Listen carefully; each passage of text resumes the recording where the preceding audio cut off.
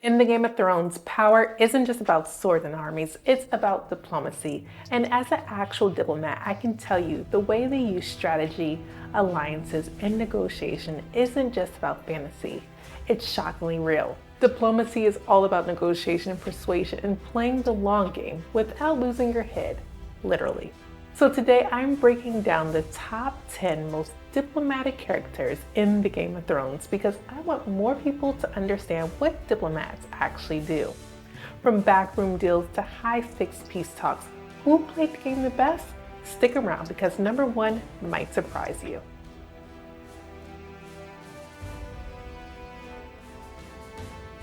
Ponder and deliberate before you make a move. Kingslayer! Get in here! This quote speaks to the core of diplomacy, the ability to think ahead, weigh options, and make calculated moves. Diplomacy is not about acting on impulse, but rather about understanding the battlefield, whether it's one of war or words. Jaime Lannister embodies this concept as he navigates power struggles with strategy rather than brute force.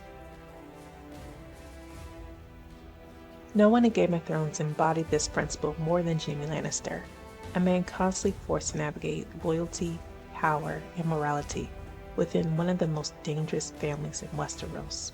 Jaime was never a schemer like his father, nor a political manipulator like his sister, but he was a survivor, and his form of diplomacy, a blend of big stick approach and reluctant moral diplomacy, was about maintaining peace within his family while trying to steer them away from total destruction. His greatest battles weren't fought on the battlefield, but at dinner tables, in war councils, and behind closed doors with the people he loved the most. So how did Jaime Lannister use diplomacy to navigate his toxic, complicated family, and where did it ultimately fail? Let's break it down. Jaime and Tywin, the dutiful son. A lion doesn't concern himself with the opinions of the sheep. Jaime was born into power, but unlike his father, he didn't see diplomacy as a game to be won. He saw it as a responsibility to maintain peace and stability. Tywin groomed him to be his successor, but Jaime was never the political strategist Tywin wanted. When given the opportunity to inherit Casterly Rock, Jaime refused, choosing instead to remain Kingsguard, a move that undermined Tywin's entire strategy for House of Lannister. Despite rejecting Tywin's vision, Jaime still spent his life cleaning up the messes of his family, using diplomacy when brute force wasn't an option. Jaime's approach to his father was a mix of obedience and defiance, always trying to keep the peace while also rejecting the future Tywin had planned for him. Jaime and Tyrion, the loyal brother. There has never been a man who has walked the earth that I love more than you. Unlike with Tywin and Cersei, Jaime's diplomacy with Tyrion was rooted in genuine love and understanding. He was one of the few Lannisters who treated Tyrion with respect, despite Tywin and Cersei's hatred. When Tyrion was sentenced to death, Jaime defied his father and freed him, knowing full well of the consequences. Even after Tyrion killed Tywin, Jaime still forgave him, proving that his loyalty was stronger than his family's expectations. Jaime's diplomacy with Tyrion was based on trust, making it the most successful of all of his relationships. Jaime's breaking point, walking away from Cersei. Get the juice over your lunch. No relationship defined Jaime more than his love for Cersei, a love that often clouded his judgment and dictated his diplomatic choices. He supported her every move, even when he knew they were wrong. He tried to mediate her growing conflicts, urging her to negotiate peace instead of making more enemies. But no matter how much he advised caution, Cersei refused to listen, forcing Jaime to choose between love and logic. If we don't put aside our enemies and band together, we will die. After years of trying to reason with Cersei, he realized she would never change. He begged her to accept the truce with Daenerys and prepare for the White Walkers. When Cersei refused to listen, Jaime made the hardest choice of his life. He walked away. For the first time, he chose duty over love, proving that diplomacy sometimes means knowing when to leave the negotiating table. But in the end, Jaime returned to Cersei, proving that even the best diplomats can't always break free from their past.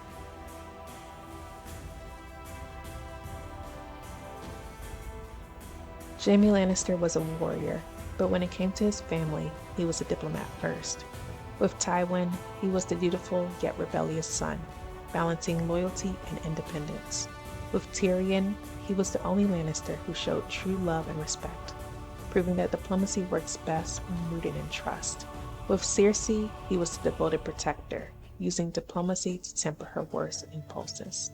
Jaime's diplomacy was pragmatic, cautious, and deeply personal, making him one of Westeros' most complex negotiators. That is why he ranks number 10 on our list of the most diplomatic characters in Game of Thrones. His story is a lesson in knowing when to fight, when to talk, and when to walk away. His failure with Cersei underscores a crucial diplomatic truth. You can only negotiate with those who are willing to listen. From a warrior turned diplomat, we move to someone who saw diplomacy not as an option, but as a mission. A ruler who believed words could change the world, until she decided they couldn't. Coming up next, at number 9, Daenerys Targaryen, the diplomatic conqueror. Daenerys Targaryen, the diplomatic conqueror. Speak softly and carry a big stick. I am not here to be Queen of the Ashes. Daenerys Targaryen was more than just a warrior. She was a diplomatic leader who combined moral conviction with strategic power. Her foreign policy was built on liberation, alliances, and the belief that she alone must be the one to reshape the world. She best exemplified a form of big stick diplomacy, using negotiation and alliances where possible, but always keeping the threat of force in the background.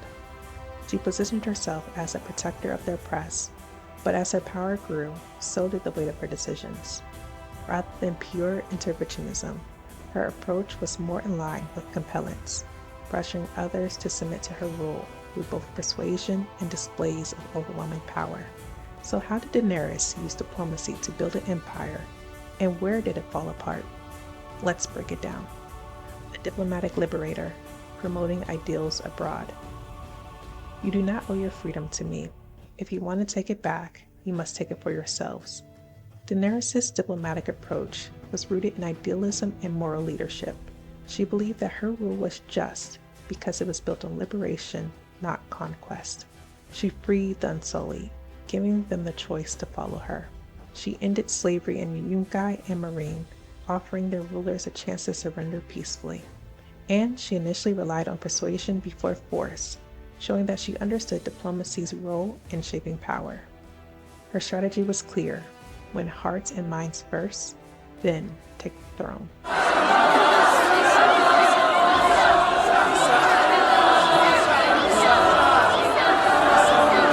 Winning hearts and minds is at the very core of diplomacy.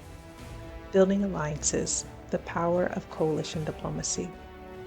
Daenerys understood that a ruler is only as strong as their allies. She forged powerful coalitions, not just through conquest, but through strategic partnerships. Khaleesi welcomed former enemies into her coalition, including Tyrion Lannister, whose knowledge of Westerosi politics became invaluable. She secured House Greyjoy and Dorne as allies, promising them autonomy in exchange for their support. She earned the loyalty of the Dothraki, fall on their knees and see this extraordinary. proving herself through action rather than through words. Her diplomatic strength came from uniting people under a shared vision. Look at me. I don't like this. I don't like this. I don't like this. Giving them reasons to follow her beyond fear or conquest. When diplomacy turns to force, the limits of idealism. I will answer injustice with justice. But diplomacy has limits, and when Daenerys met resistance, she increasingly turned to force instead of negotiation. In Meereen, after diplomacy failed, she took out the slavers, sending a message that betrayal would not be tolerated. She began demanding loyalty rather than inspiring it, telling Jon Snow they don't get to choose. She saw force as the only path to peace. Of chains and mother of dragons. Sentence you to die. Believing that her way was the only way. Idealism can be a powerful diplomatic tool, but without compromise, it risks becoming tyranny. The breaking point. Diplomacy abandoned. They don't get to choose. Despite her diplomatic victories, Daenerys ultimately abandoned negotiation in favor of absolute power. She once brokered alliances, freed the oppressed, and sought to build a better world through persuasion. But as her quest for the throne intensified, diplomacy became a tool of convenience rather than principle. She ignored Tyrion's pleas to accept King's Landing's surrender. She allowed vengeance to consume her, placing negotiation with destruction. In the end, she became what she once fought against, a ruler who imposed her will rather than earning loyalty. Her journey is a cautionary tale about the dangers of unchecked moral authority, and how even the noblest intentions can lead to tyranny when diplomacy is cast aside. Daenerys Targaryen was not just a warrior, she was a revolutionary diplomat. She built alliances through trust and shared vision. She promoted justice and freedom across nations. But in the end, her belief in her own righteousness and refusal to listen to allies led to her downfall. And that's why Daenerys ranks number 9 on our list of most diplomatic characters in the Game of Thrones. From a revolutionary diplomat to a master strategist, our next selection didn't just survive the Game of Thrones, she mastered it. Coming up next, at number 8, Sansa Stark, the pragmatic diplomat. Dracarys. Sansa Stark, the pragmatic diplomat. To be a successful negotiator, as a diplomat, you have to be able to put yourself into the other person's shoes. What does it take to be a great diplomat? Is it power, cunning, the ability to outthink your enemies? In the brutal world of Game of Thrones, where steel and fire often dictated fate, one woman proved that true power lay in patience, strategy, and resilience. That woman was none other than Sansa Stark. I'm Sansa Stark of Winterfell. This is my home, and you can't frighten me. Sansa wasn't just a survivor, she was a strategist. She understood that diplomacy isn't about brute strength. It's about influence, negotiation, and knowing when to strike. Like a master player of the game, she relied on quiet observation, careful maneuvering, and strategic patience to secure her position. As former U.S. Secretary of State Madeleine Albright once said, real leadership comes from the quiet nudging of an inner voice. It comes from realizing that the time has come to move beyond waiting to doing. Sansa embodied this wisdom, knowing that true power often lies not in loud decorations, but in measured, decisive action. She mastered the art of diplomacy, using words instead of war. Here, we're breaking down her greatest wins, her biggest failures, and what they teach us about the art of diplomacy. Surviving King's Landing, learning diplomacy the hard way. Trapped in King's Landing, surrounded by enemies, Sansa had to learn diplomacy the hard way.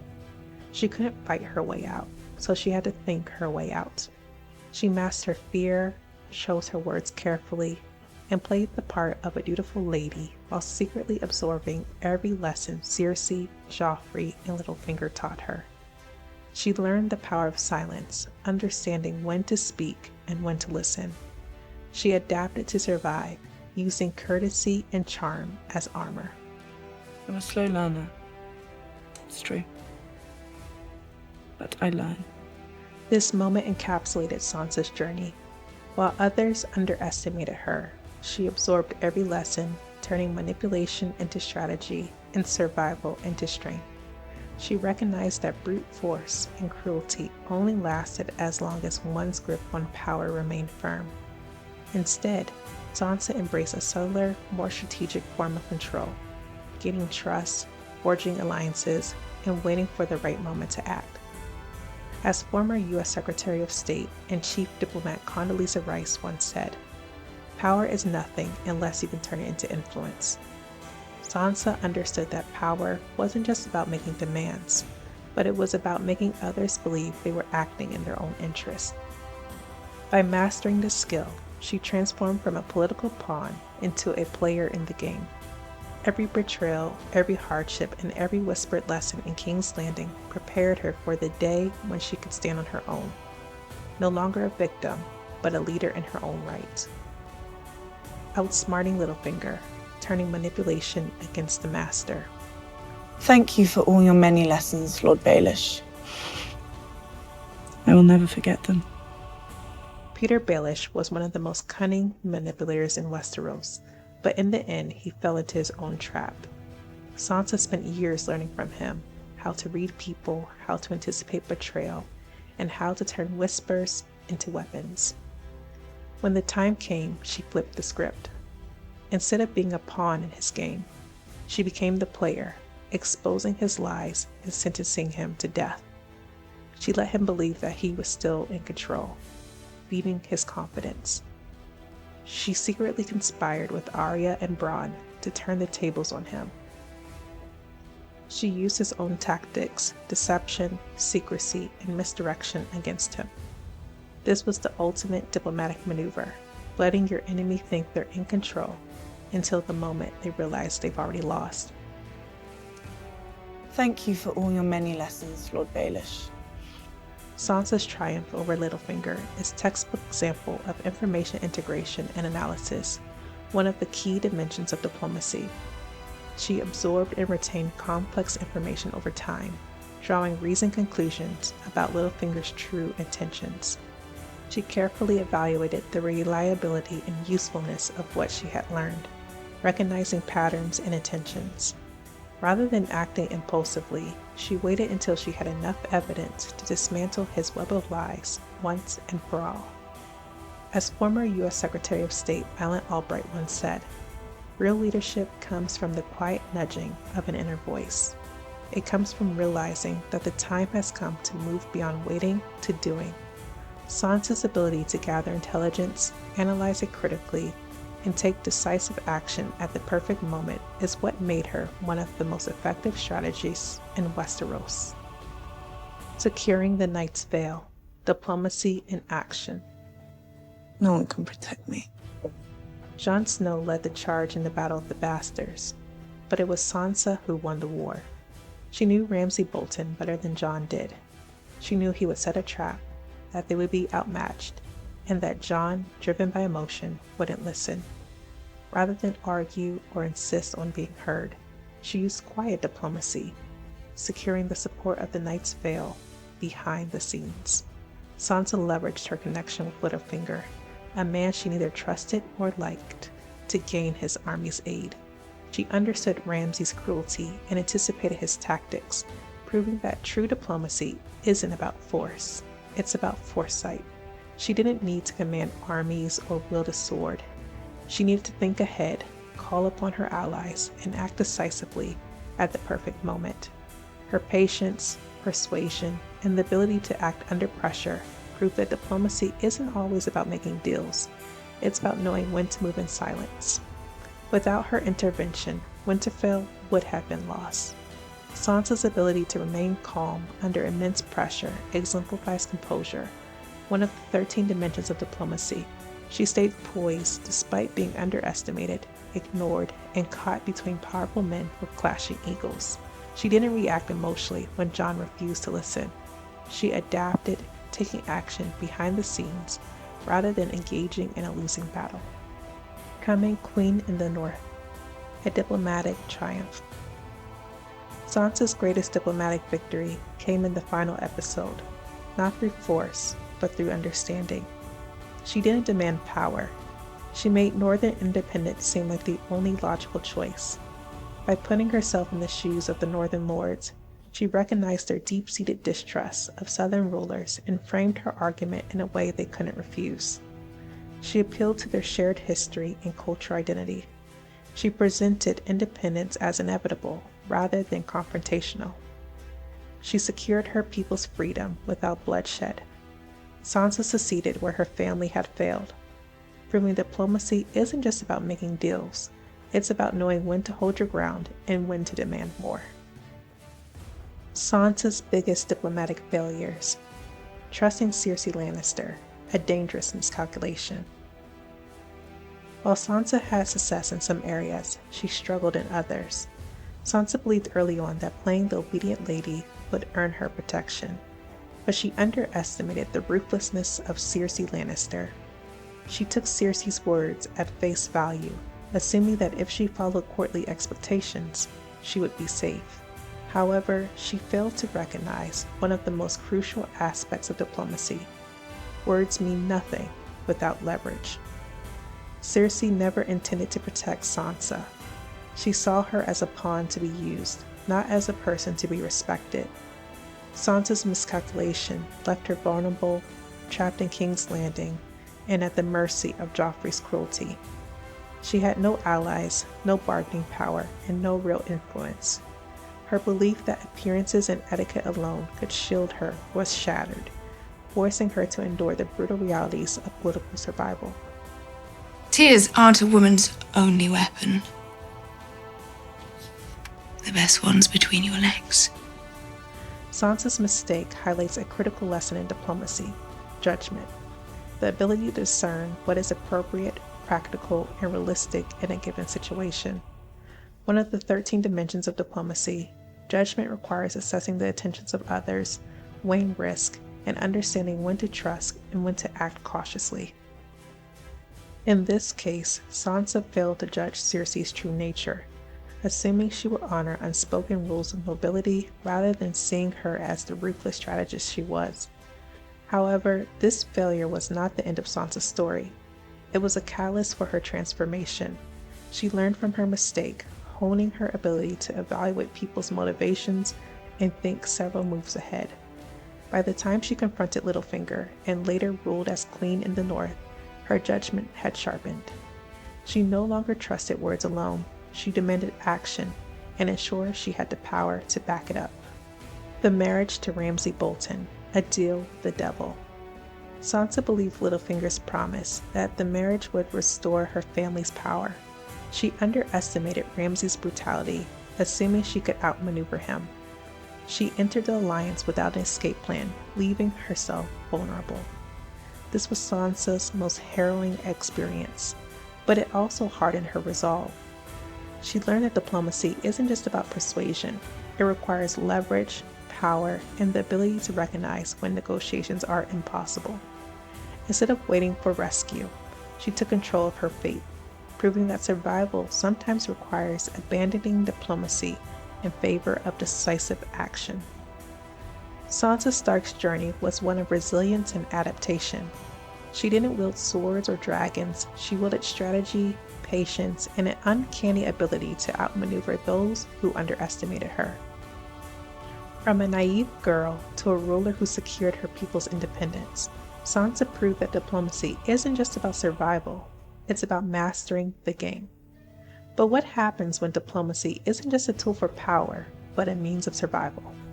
Our next entry mastered the art of persuasion, not with deception, but with honesty. A man who turned humble beginnings into a seat at the table of kings.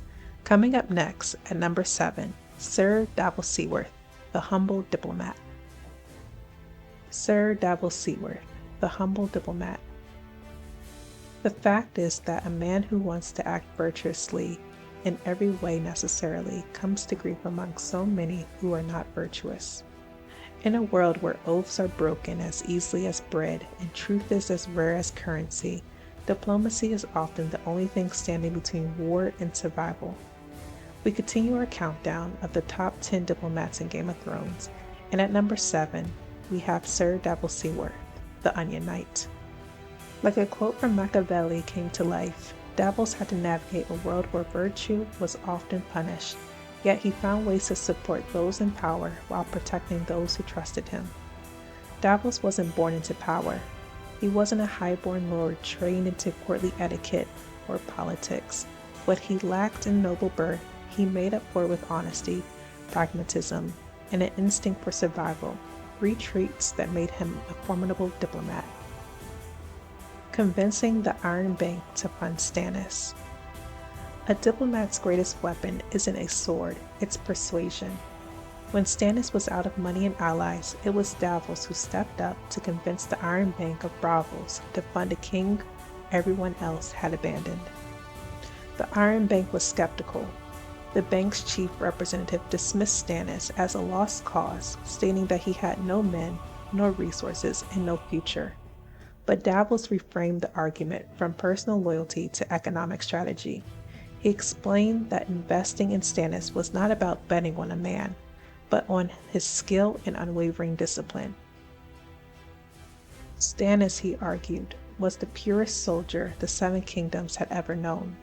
He made the case that stability and return on investment mattered more than current power.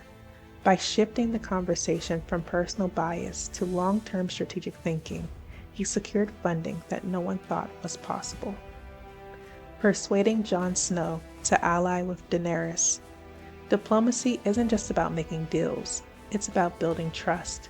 And few people in Westeros commanded trust like Davos Seaworth. When Jon Snow needed to secure an alliance with Daenerys, Davos was the voice that made it possible. Instead of giving a formal introduction filled with titles and fanfare, Davos did something far more effective. He made Jon relatable. He presented Jon as a reluctant king, not one who sought power, but one who was chosen by the people because they believed in him. Davos knew that Daenerys had been surrounded by liars, minions, and schemers her entire life. What she needed was authenticity. This was a classic example of soft power diplomacy, convincing others not through threats or force, but by presenting a compelling vision. Davos never lost his cool and always found the right words. Brokering peace between Jon Snow and the Free Folk. True diplomacy is about convincing people to see beyond their own fears. That's exactly what Davos did when he helped broker peace between the Night's Watch and the Free Folk. The Wildings and the Night's Watch had been blood enemies for centuries. To many in the Watch, the idea of giving the Wildings land and safety was unthinkable. But Davos, alongside Jon, changed the conversation. He reframed the conflict not as a matter of old rivalries, but as a mutual survival pact. The White Walkers, he explained, did not care about old grudges. They would indiscriminately kill, and the only way to survive was to fight together. This was an example of peace diplomacy at its finest, reframing a conflict not as a zero-sum game, but as a shared existential threat. Failing to stop Stannis from sacrificing Shireen. Not all diplomatic battles are won, and Davos' greatest failure was not stopping Stannis from burning his own daughter alive. Davos tried, he warned Stannis, he pleaded with him, but in the end, faith and desperation overruled reason. This was a harsh lesson in the limits of moral diplomacy. When leaders refuse to listen, even the best arguments can't always save them. Davos played every variation he could, but in the end, morality and justice were lost to the quest for power. Sir Davos Seaworth was a rare kind of diplomat in Westeros, one who wielded honesty as his greatest weapon. He didn't wield power or come from wealth and nobility. Instead, he built trust through loyalty, reasoning, and an unwavering moral compass. Whether convincing Stannis to spare Gendry, persuading Jon Snow to ally with Daenerys, or negotiating peace beyond enemies, Davos proved that diplomacy wasn't just about power, it was about earning respect. But even the best diplomats have their limits. His greatest failures cost him the people he loved. He pleaded, he warned, he even went to jail, but desperation drowned out reason. It was a painful lesson in the reality of moral diplomacy. Sometimes, no argument, no matter how right, can change a leader's mind. From a diplomat who wielded honesty to one who mastered the art of persuasion, our next contender knew how to turn enemies into allies with nothing but charm and strategy. Coming up next, at number 6, Margaery Tyrell, the Queen of Influence. Margaery Tyrell, the Queen of Influence. Diplomacy is seduction in another guise. Benjamin Franklin. In a world where rulers wielded swords and buried their enemies alive, Margaery Tyrell played the game of diplomacy with charm, strategy, and influence. She didn't conquer with armies. She conquered with relationships, outmaneuvering enemies without ever lifting a blade. But did her skills make her one of Westeros' greatest diplomats, or did she miscalculate when it mattered the most? Let's break it down. Winning the love of people. In diplomacy, power isn't just about ruling. It's about influencing how people perceive you. Public diplomacy refers to deliberate efforts of leaders to communicate directly with the people, shaping their views and securing their support to strengthen political objectives. Margaery Tyrell mastered this art. While the Lannisters ruled through fear, Margaery understood that true power lies in perception. Unlike Cersei, who alienated the common folk, Margaery cultivated an image of kindness and generosity, ensuring she was adored. By Margaery's tending to the needs of the people, she didn't just win their love, she made herself indispensable. Public diplomacy works by creating a direct emotional bond between rulers and the people. When a ruler is seen as a benefactor, removing them becomes politically dangerous. Cersei could strip her enemies of titles and influence, but she couldn't easily eliminate someone the people saw as the Queen of Hearts, at least not without consequences. Softening Joffrey's cruelty, the power of influence. If there ever was a king in need of diplomatic handling, it was Joffrey Baratheon. His mother Cersei failed to control him. Tywin, one of the most feared men in Westeros, could only manage him through threats. But Margaery, she made him think her guidance was his own idea. She played to his ego, saying, "Tales of your courage and wisdom have never been far from my ears." Tales of your courage and wisdom have never been far from my ears. With that, she subtly guided him toward presenting himself as more king-like, proving that diplomacy isn't about domination, it's about steering power in the right direction. This demonstrates the working with others dimension of diplomacy, building trust even with unstable leaders to prevent reckless decisions. Manipulating Tommen, securing the throne. If she could manage Joffrey, she could certainly handle Tommen. The young king was kind but naive, an ideal target for Margaery's influence. She didn't force him against Cersei outright. Instead, she planted seeds of doubt, slowly turning him into a ruler who valued her guidance above all others. This is a perfect example of soft power diplomacy, persuasion over force, making a leader believe they are acting of their own free will. Her biggest victory? Convincing Tommen to send Cersei away from court, stripping her of power. It was a masterstroke in political maneuvering, but, as we'll see, it also made her a bigger target. Underestimating Cersei, playing the wrong game. For all her brilliance, Margaery made one fatal mistake. She underestimated how far Cersei would go to win. While she played the game of diplomacy, Cersei played the game of annihilation. When she realized Cersei's plan, she was the only one who understood the danger, saying, "There's something wrong. We all need to leave now."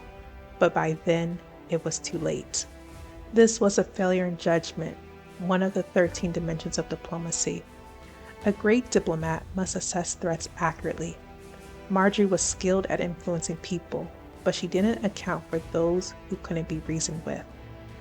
Relying too much on influence over direct power. Another misstep? Margaery relied too heavily on her ability to manipulate powerful men rather than securing her own independent power base. While she was successful in convincing the High Sparrow that she had repented, she never took direct action against him, allowing him to control her fate. Had she wielded more direct authority, perhaps by securing military support from House Tyrell, she might have survived. This demonstrates the limits of indirect diplomacy. Persuasion only works if your opponent plays by the same rules. Margaery's diplomatic skills might have gained her favor with High Sparrow. Her lack of military might proved to be a weakness.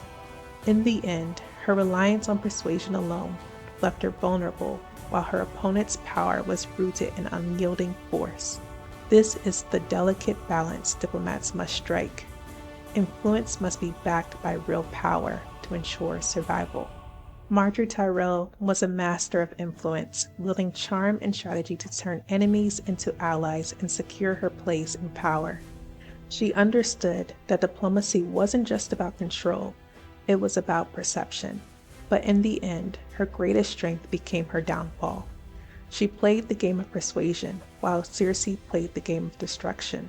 And in the world where words could move armies but wildfires could erase them, Marjorie's brand of diplomacy met a fiery end.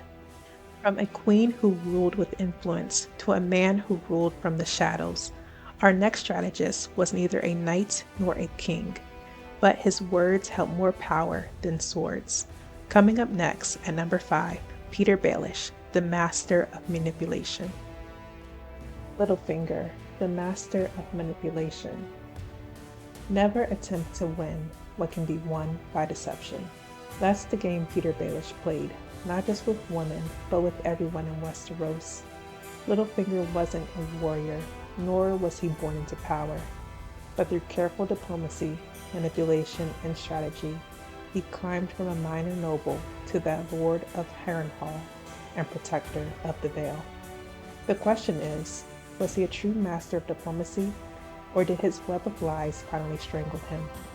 Let's break down his greatest wins and his ultimate downfall. The betrayal of Ned Stark. Littlefinger's first major power move was turning on Ned Stark.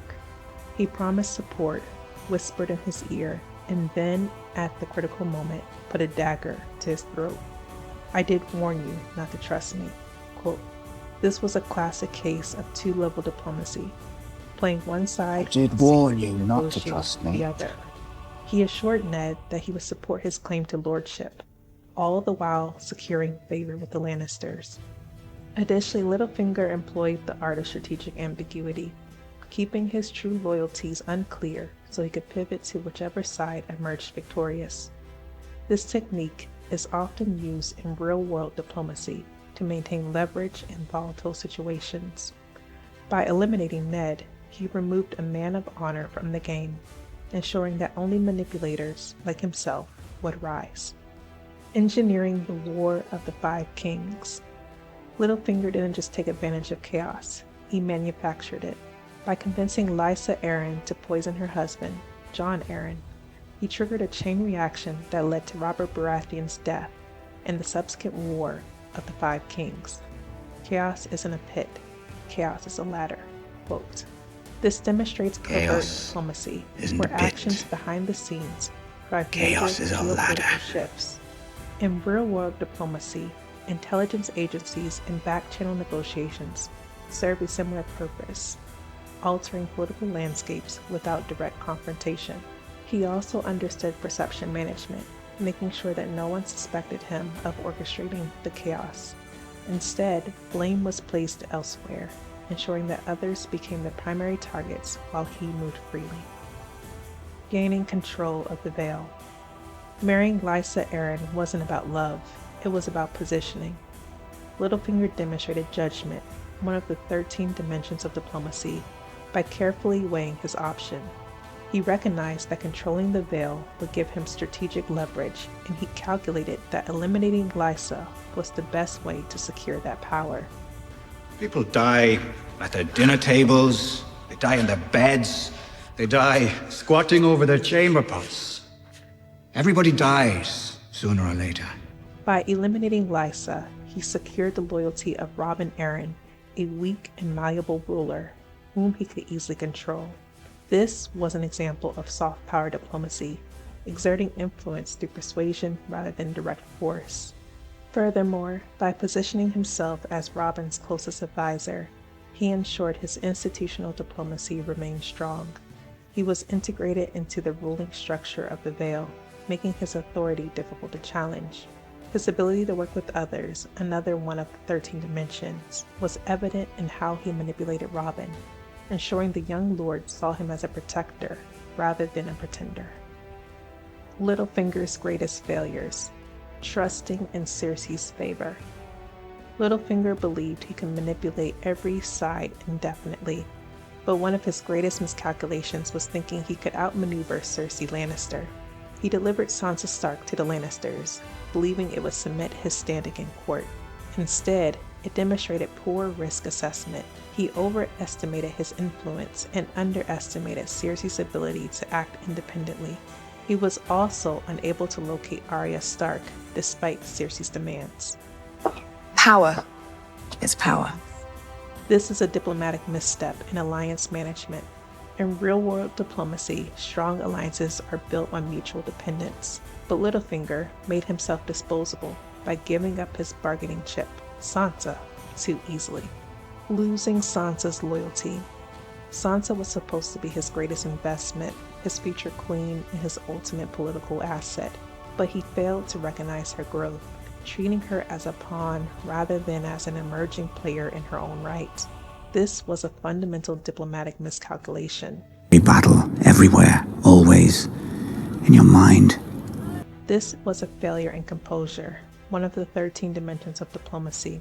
Throughout his career, Littlefinger thrived by maintaining an air of control, staying ahead of his rivals through calculated deception and careful manipulation. But in this moment, faced with a unified Stark front, his typical poise faltered. A diplomat must remain calm and adaptable, even in the most unexpected situations. But Littlefinger, so used to orchestrating events from the shadows, found himself unable to pivot when the tide turned against him. Littlefinger's downfall highlights a failure in information integration and analysis. Once a master of intelligence, he ignored the warning signs and underestimated Sansa's growing independence. Meanwhile, Sansa and Arya set aside past conflicts to outmaneuver him through deception and strategic alliance. Sansa fed his confidence while secretly conspiring with Arya and Bronn, ultimately using his own methods, misdirection, secrecy, and manipulation against him. In diplomacy, alliances can be as powerful as personal cunning, and Sansa proved that even the greatest manipulators can be outplayed when their opponents learn the rules of the game. Overplaying his hand. Littlefinger's entire strategy was built on whispers, half-truths, and careful plays, but in the end, he made one fatal mistake, believing he can manipulate everyone forever. Turn family against family. He turned family against family. Quote, "This aligns with a real-world diplomatic principle. When deception is overused, credibility is lost. The most effective diplomats balance persuasion with trust building. Whether he lost trust, he lost his greatest asset, his ability to influence others." Littlefinger was a master of manipulation, using secrecy to climb the ranks of power. But his greatest weakness was his inability to build lasting trust, providing that short-term scheming can only take you so far. In the end, all of his careful plotting unraveled, leaving him with nothing but empty pleas. I loved your mother since the time I was a boy. While he ruled from the shadows, our next tactician thrived in the spotlight. She didn't need deception. She commanded respect with wit, wealth, and unshakable confidence. Olenna Tyrell was not a warrior, but she won her battles with sharp words and sharper strategy. Olenna Tyrell, the matriarch. Diplomacy is the velvet glove that cloaks the fist of power. No one in the Game of Thrones embodied this idea more than Olenna Tyrell. While warriors clashed on the battlefield, she won wars with wit, charm, and ruthless strategy. She didn't need swords. She had gold, influence, and an unmatched ability to make people dance to her tune. And while the Lannisters claimed to always pay their debts, it was the House of Tyrell that controlled the gold that kept them afloat. So how did Olenna wield diplomacy to manipulate kings, outmaneuver enemies, and control one of the most powerful families in Westeros? Let's break it down. The Poisoned Throne. Joffrey Baratheon was a chaotic character, and Olenna Tyrell was not one to let chaos rule. With the elegance of a grandmother serving tea, she orchestrated the assassination of a king. But it wasn't just about removing a tyrant. It was about ensuring that Tyrells maintained their grip on the throne. She didn't just kill Joffrey, she positioned Margaery perfectly for the next move. And best of all, she let others take the fall. Like a master chess player, one move sets up the next, never revealing the full plan, until it's checkmate. Olenna used a combination of plausible deniability, controlled deception, and strategic misdirection, all hallmarks of a master diplomat. By implicating Sansa through the poison hidden in her necklace, she crafted a buffer of culpability ensuring that suspicion would never directly land on House Tyrell. Instead, it fell on Tyrion, already a hated figure in court, making him the perfect scapegoat. The illusion of partnership. Olenna, she never needed to hold a blade, but she convinced others to wield it for her. Tywin Lannister prided himself on being the most powerful man in Westeros, but Olenna understood something he did not. Brute force is a tool of the desperate. True power lies in controlling the terms of the conversation. She knew that the Lannisters were running out of gold, and she knew Tywin needed the Tyrells more than he dared to admit. Rather than begging for an alliance, she treated their partnership as a foregone conclusion, one she would be willing to humor, as long as it suited her. It's a rare enough thing. A man who lives up to his reputation. But the real message, control. Tywin might have been feared, but Olenna made it clear that fear alone wouldn't be enough to dictate the terms of their arrangement. She subtly shifted the power dynamic, making it seem as if he was the one seeking her approval. Olenna always thought ahead to control the negotiation, strategic patience to wait until Tywin was at his weakest, and persuasive influence to lead him toward a decision without ever giving him the satisfaction of thinking it was his idea. By the time he realized the extent of her control, it was too late. He had already given her everything she wanted. Weaponized wit as a diplomatic tool. A skilled diplomat doesn't just react to events, they shape them. Olenna saw the writing on the wall.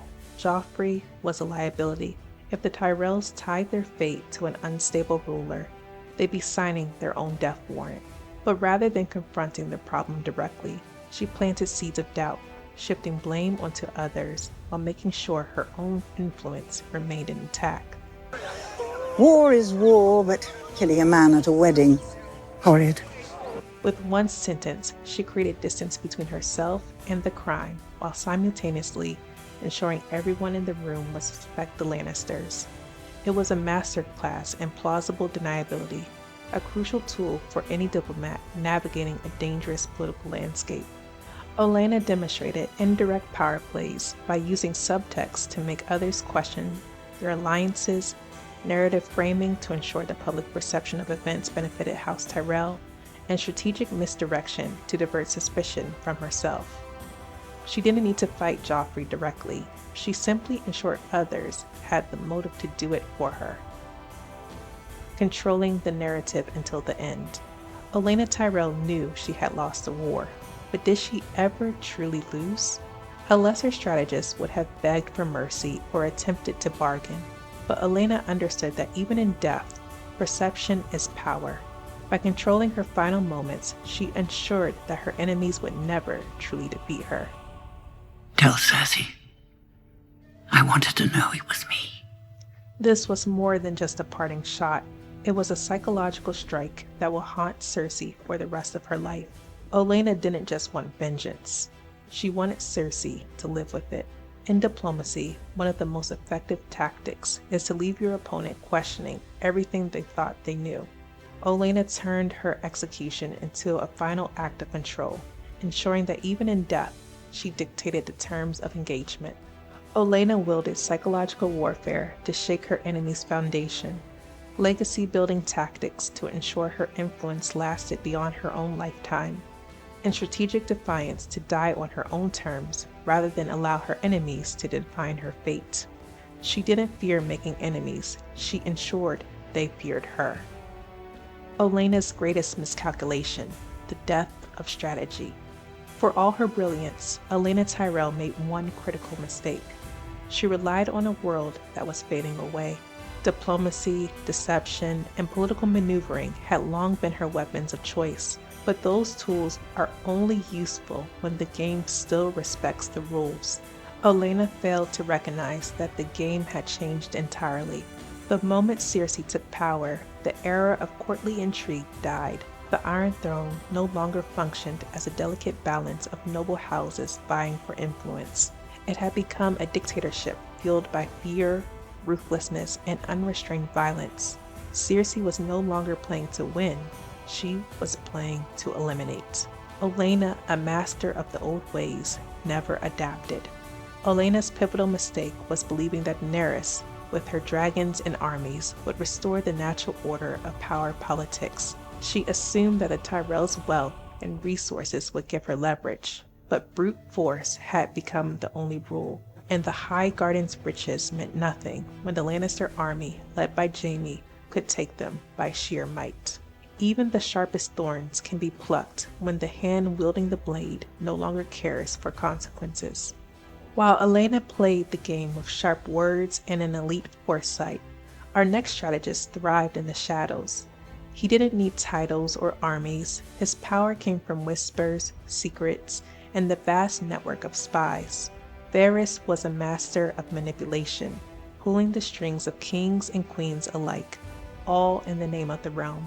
Up next, at number 3 on our list, Varys, the Master of Whispers. Very good then. That's settled. Good day. Varys, the Master of Whispers. The art of diplomacy is the luck of knowing more of your rival's secrets than he knows of yours. Power resides where men believe it resides. It's a trick, a shadow on the wall. Diplomacy isn't just about alliances and treaties. It's about influence, perception, and playing the long game. And no one in the Game of Thrones played it better than the Spider. He didn't wield a sword or command armies. Instead, he controlled the battlefield through whispers, intelligence, and his infamous little birds. While others fought for thrones, he fought for something greater, the safety of the realm. Master of Whisperers, the power of information. Information is the key. You need to learn your enemy's strengths and strategies. You need to learn which of your friends are not your friends. Born into nothing, sold as a slave, and left to die, yet through sheer intellect, Varys built the most powerful spy network in Westeros. His little birds made him indispensable to kings and queens alike, proving that in diplomacy, knowledge is the greatest currency. He became the master of using information to shape decisions, prevent conflicts, and secure influence behind the scenes. As Sun Tzu once said, "If you know the enemy and know yourself, you need not to fear the result of 100 battles." Varys understood this well. He didn't just gather secrets, he used them to move the pieces of the board long before anyone knew they were in play. Keeping Westeros from falling apart. Through the reigns of Robert Baratheon, Joffrey, and even Daenerys, the realm teetered on the edge of chaos. Varys worked tirelessly to mitigate the worst excesses of incompetent rulers. When Joffrey's cruelty threatened to destabilize King's Landing, he subtly steered Tyrion into the hand seat, ensuring a more rational voice in government. There are many who know that without you, this city faced certain defeat. The king won't give you any honors. The histories won't mention you. But we will not forget. Varys was always acting as a quiet force behind the scenes to prevent unnecessary conflict. Bringing Tyrion to Daenerys, a masterstroke of alliance building. While others swore allegiances to houses, Varys' only allegiance was to the realm.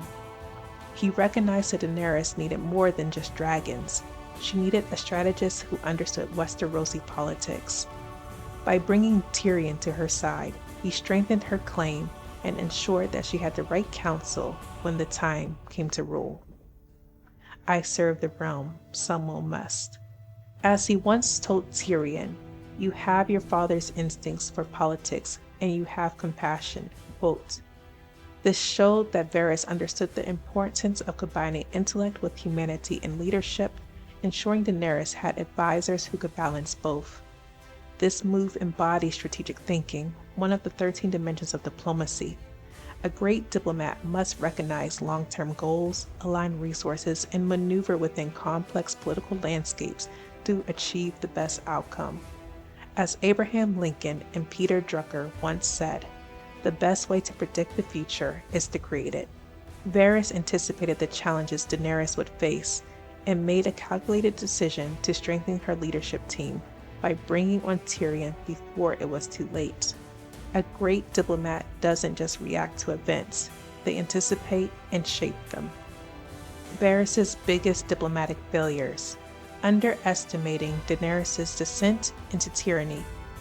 For all his intelligence, the Spider made one fatal miscalculation. He was too open about his doubts regarding Daenerys. Instead of working from within to temper her worst instincts, he moved too quickly, making his move against her.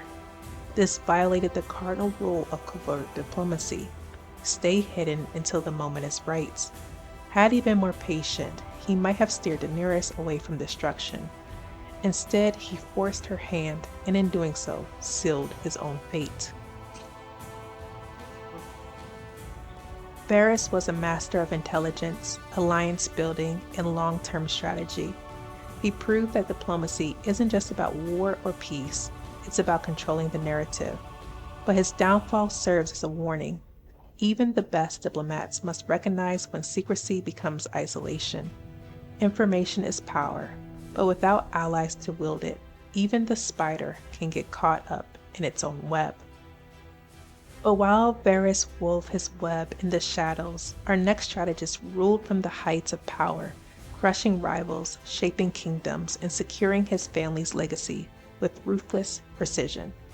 Coming in at number 2, Tywin Lannister, the architect of power. Tywin Lannister, the architect of power. Victorious warriors win first and then go to war, while defeated warriors go to war first and then seek to win. In a world ruled by swords and dragons, Tywin Lannister proved that true dominance comes not from brute strength, but from sheer intellect, cunning, and political precision. Tywin didn't just play the game. He set the board, moved the pieces, and eliminated his opponents before they knew they were in danger. His ability to subdue enemies before open conflict exemplifies the diplomatic quality of planning and organizing, one of the 13 dimensions of diplomacy that allows leaders to prioritize objectives, employ strategy, and make efficient use of resources to secure victory before battle begins. Tywin Lannister was the ultimate practitioner of realm politics, prioritizing power over honor, stability over sentiment. He embodied the philosophy that fear is a safer tool than love. But did his diplomatic genius secure his legacy, or did it doom his house? Let's break down Tywin's greatest victories and fatal miscalculations. Tywin's greatest diplomatic victories: the Red Wedding, diplomacy through betrayal. Tywin orchestrated the Red Wedding by manipulating Walder Frey and Roose Bolton, ensuring the complete destruction of the Stark threat without lifting a sword himself. Explain to me why it is more noble to kill 10,000 men in battle than a dozen at dinner. This was diplomacy at its coldest, leveraging alliances to achieve absolute victory. It demonstrates the diplomat's ability to manage and manipulate alliances, a reflection of the planning and organizing dimension, using resources and timing effectively to secure an advantage. He didn't just destroy House Stark, he ensured the North would remain leaderless and divided. The Battle of Blackwater, the right ally at the right time. When Stannis Baratheon besieged King's Landing, it wasn't Wildfire or Joffrey's incompetence that turned the tide. It was Tywin Lannister's alliance with House Tyrell. Knowing that Tyrells sought to maintain their influence, he offered Margaery in marriage to Joffrey, securing their loyalty and ensuring their military support. As the battle raged, Tywin's army arrived at the perfect moment, crushing Stannis and proving that true power is knowing when to strike. This single move solidified the Lannisters' control over the Iron Throne without an extended war of attrition. This exemplifies big stick diplomacy, not just wielding power, but making it clear that overwhelming force is ready to be used if necessary. Tywin didn't just defeat Stannis, he sent a message to every house in Westeros that the Lannister dominance was not to be challenged. Tywin understood that raw military might alone wasn't enough. He paired force with diplomacy, ensuring the Tyrells benefited while House Lannister remained in control. Tywin waited until the city was desperate, making his arrival appear not just as a military maneuver, but as salvation. It wasn't merely about victory, it was about optics, about assuring his dominance was welcomed, not resented. Tywin demonstrated excellent judgment and learned from past experiences. This move was extremely similar to how he arrived at King's Landing to save the city from the Mad King before the series began, proving that timing is a crucial element of strategy and presenting power in diplomacy. Economic control. The Iron Bank bows to Tywin. Wars cost money, kingdoms go bankrupt, but Tywin Lannister and short House Lannister held the purse strings. The Iron Bank of Bravos feared him, knowing he was their best chance of repayment. With financial dominance, Tywin dictated the politics of Westeros as much as he did through force. The house that puts family first will always defeat the house that puts the whims and wishes of its sons and daughters first.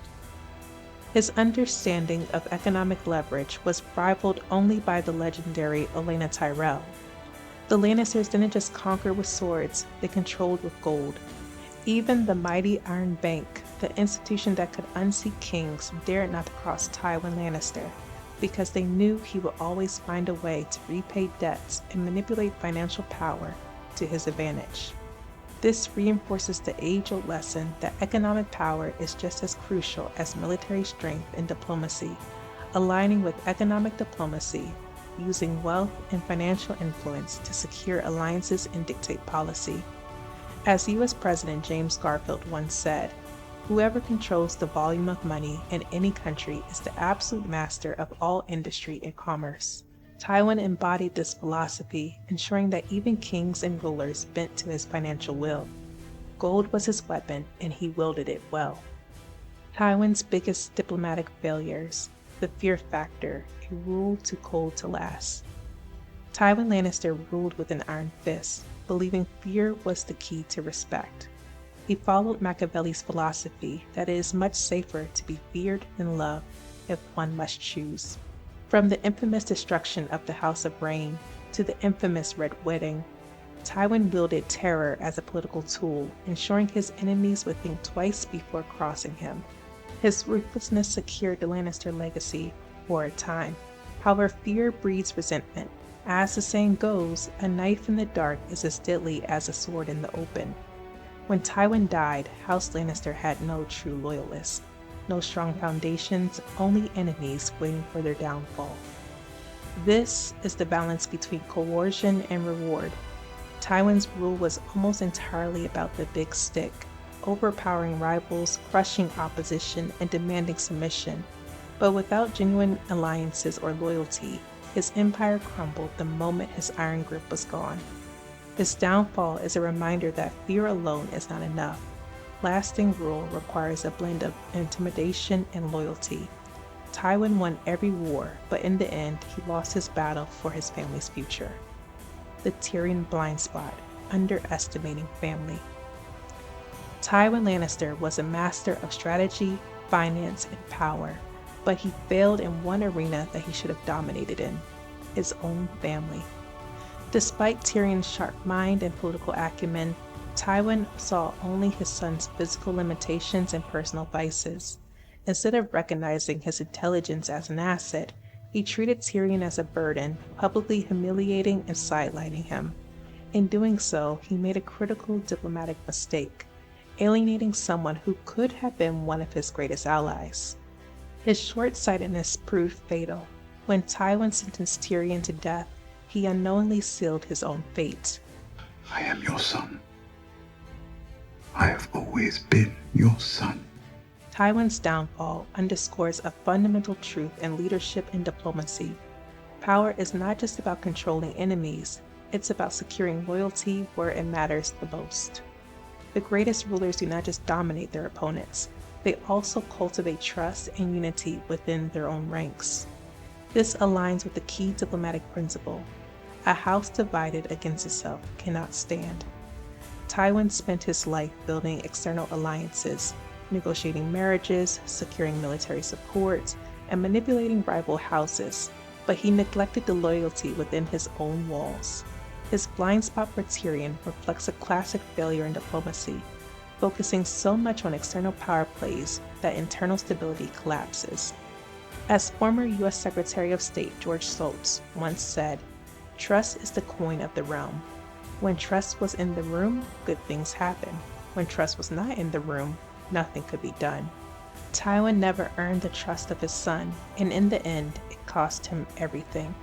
This failure highlights the working with others dimension of diplomacy, while fostering loyalty and cooperation internally is just as vital as managing external relations. Tywin won countless battles on the battlefield and in the political arena, but he lost the war within his own family. Tywin Lannister was a master diplomat, strategist, and ruler. He forged alliances, controlled enemies, and ensured the Lannisters reigned supreme. He understood that power wasn't just about swords, it was about who held the purse strings and who controlled the narrative and who struck first. But despite his brilliance, Tywin made one fatal miscalculation. He ruled with an iron fist, relying on fear instead of loyalty, control instead of trust. And in the end, his greatest downfall came not from an enemy across the battlefield, but from his own blood. Had he tempered his ruthlessness with even a shred of humanity, House Lannister might have ruled Westeros for generations. Instead, his legacy died with them, on a chamber pot, at the hands of the son he never valued. But if Tywin wasn't the greatest diplomat in Westeros, who was? Here is the number 1 diplomat in the Game of Thrones on our list.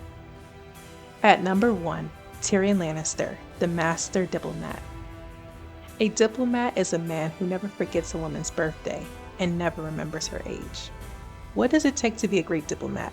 Is it power, cunning, the ability to outthink your enemies? In the brutal world of Game of Thrones, where steel and fire often dictated fate, one man proved that true power lay in words, alliances, and strategy. That man was Tyrion Lannister. I drink, and I know things.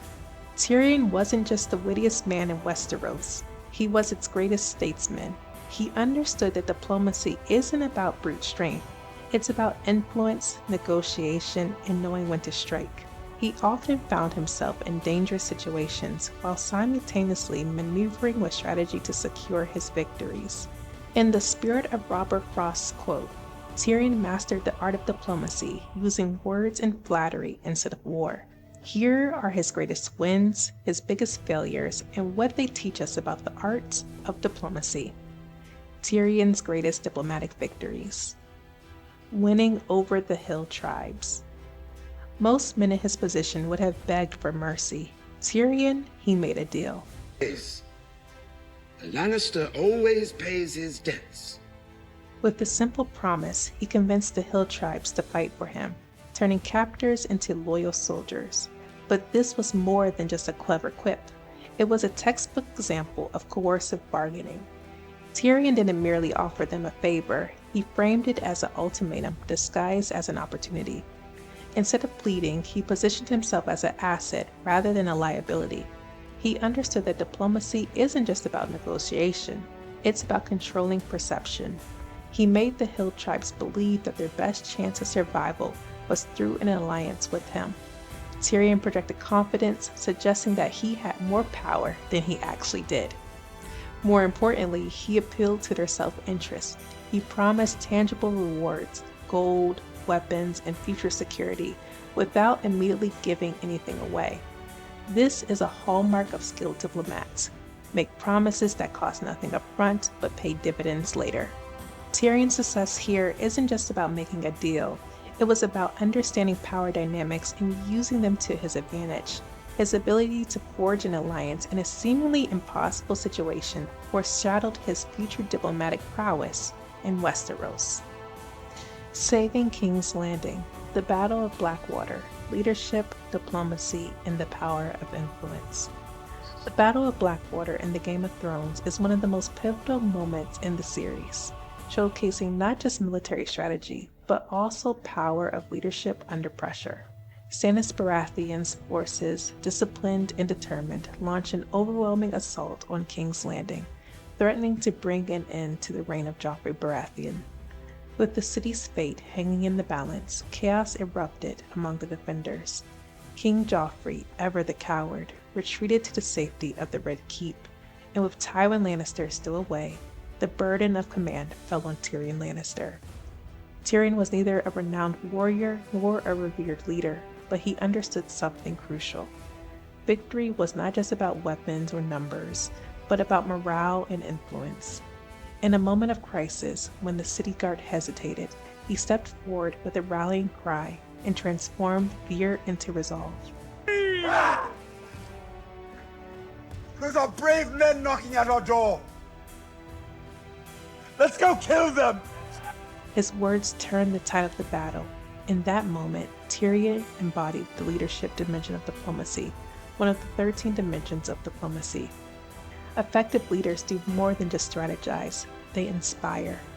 Tyrion's ability to motivate soldiers who had little reason to fight for a cruel and indifferent king demonstrated that leadership is often the difference between victory and defeat.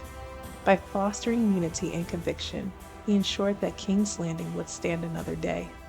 Beyond his speech, Tyrion also engaged in tactical use of deception and psychological warfare. His deployment of wildfire, disguised as a simple naval retreat, not only decimated Stannis' fleet, but also showcased the power of intelligence and calculated risk-taking. His actions in the battle underscored the reality that the true diplomacy extends beyond negotiations. It is about navigating high-stakes conflicts, adapting under pressure, and uniting people toward a common goal. While he may never receive the recognition he deserves, Tyrion's leadership in the Battle of Blackwater is a testament to the intricate dance between diplomacy, strategy, and influence. Negotiating peace in Meereen, diplomacy as a long game. When Daenerys Targaryen left Tyrion Lannister in charge of Meereen, the city was in turmoil. Insurgents waged war in the shadows, the economy was fragile, and the slavers who once ruled the region sought to reclaim their power. Unlike Daenerys, who led with swift and decisive force, Tyrion understood that true change required negotiation and patience. Instead of demanding immediate compliance, he brokered a phased transition away from slavery, giving the ruling elite time to adjust while securing a fragile peace. His reasoning was simple. We make peace with our enemies, not our friends. Tyrion's approach generally used the skill of conflict resolution and diplomacy. He understood that diplomacy isn't about proving moral superiority, but instead about forging agreements that prevent greater bloodshed. His deal may not have been perfect, but it bought time, arguably the most valuable resource in diplomacy. Of course, his efforts were ultimately upended when the slavers persisted with an assault. But Tyrion's attempt at peace remains a reminder that sustainable peace isn't built on trust alone. It requires engagement, compromise, and an understanding that true power lies in knowing when to fight and when to talk. Convincing Jon Snow to take out Daenerys, a masterclass in diplomatic strategy. One of Tyrion Lannister's final and most critical acts of persuasion came in the ruins of King's Landing. Daenerys Targaryen had just seized the Iron Throne through fire and blood, massacring thousands in her conquest.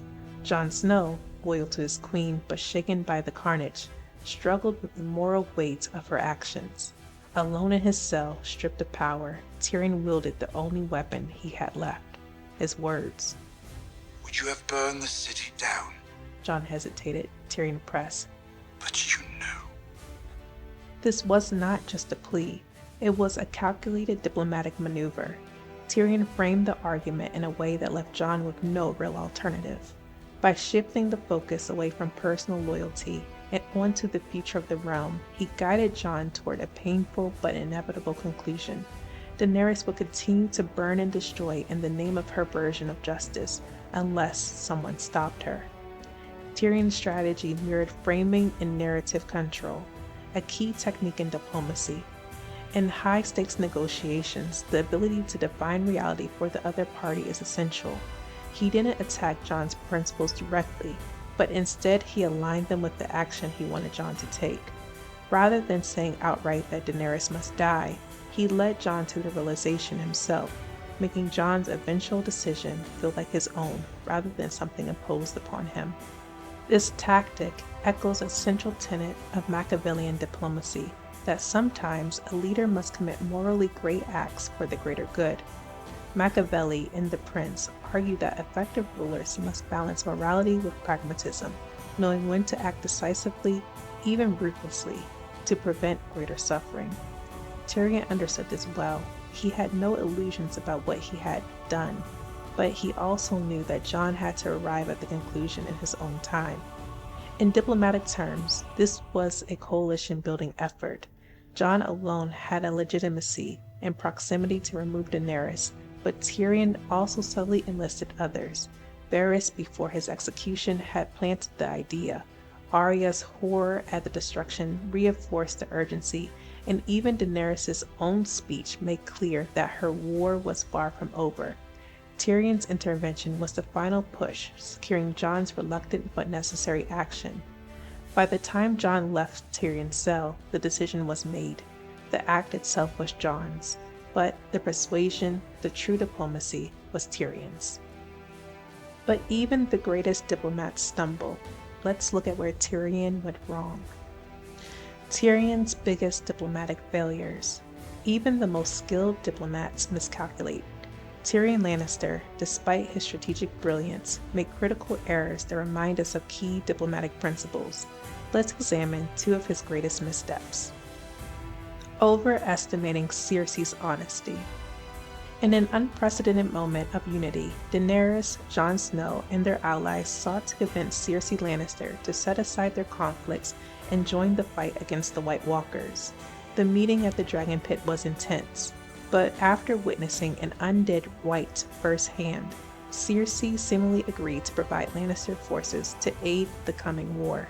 Tyrion, against his better judgment, believed her. Tyrion said she'll keep her word. But of course, she didn't. She never intended to send troops, instead planning to let her enemies weaken themselves while she solidified her own power. This was a textbook example of diplomatic failure. Tyrion ignored one of the most fundamental rules of negotiation: trust but verify. This phrase, made famous by former US President Ronald Reagan during the arms control negotiations with the Soviet Union, underscores that trust and diplomacy must always be accompanied by mechanisms of enforcement. Tyrion failed to secure any leverage, such as a written treaty or show of good faith. Instead, he placed blind faith in his sister, underestimating her ruthlessness. His miscalculation is a reminder that in diplomacy, personal relationships and familial ties can cloud judgment. He wanted to believe that Cersei had limits, that motherhood had softened her, but in doing so, he ignored the reality of who she was. Successful diplomacy requires understanding an adversary's true nature and ensuring agreements are enforceable. Tyrion learned this lesson a little too late. Failing to control Daenerys. Tyrion's rule as Daenerys' hand was built on the promise that he would guide her toward a just and stable rule.